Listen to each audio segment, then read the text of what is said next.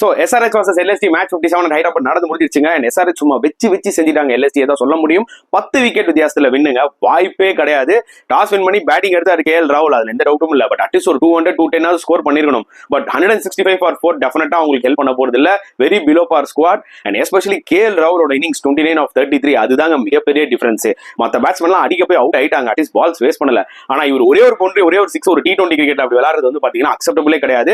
நல்ல காலம் லாஸ்டா வந்து நிக்கோலஸ் புரன், ஆயுஷ் பதோனி ஒரு 99 ரன்ஸ் பார்ட்னர்ஷிப் சூப்பரா விளையாடுனாங்க. அதனாலதான் 164 அட்லீஸ்ட் கிட்டத்தட்ட அந்த 165 வந்துச்சு.